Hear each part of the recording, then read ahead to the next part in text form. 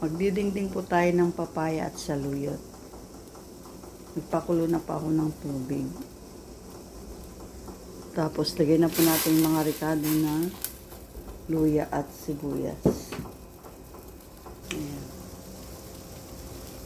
Tapos, lagyan na rin po natin yung pampalasang bagoong. Tapos, lagyan na rin po natin yung petchin. Pampalasa. Kapag kulong-kulo na, ilagay na po natin yung saluyot. Ayan, nilagay ko na po yung saluyot. Inuuna ko po yung saluyot para maluto po masyado yung saluyot. Mas masarap. Kasi kapag hindi po siya luto, parang hindi maganda sa ng tiyan natin. Kaya dapat lutong-luto yung saluyot.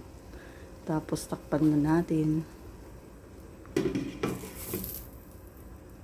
Mga ilang minuto po yan ay maluluto din po agad.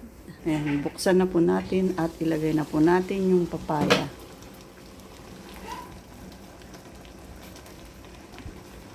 Halo-haloin muna natin.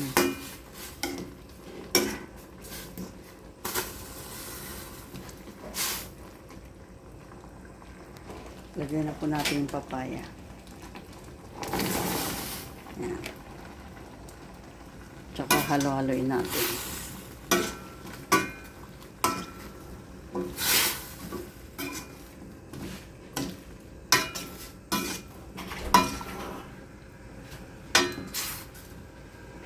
Tapos, takpan po natin.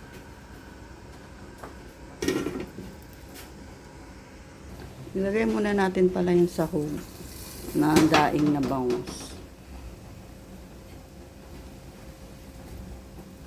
Ayan. Daing po na bangus ang ating sahog. Saka natin takpan ulit.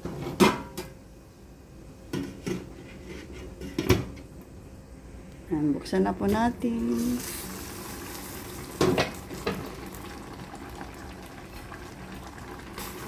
Halo-haloin tapos tikman po natin kung tama na yung lasa ng ating dinengdeng na saluyot at papaya.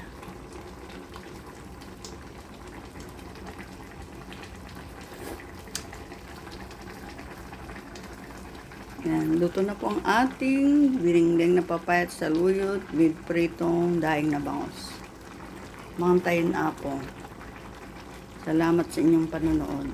Bye-bye.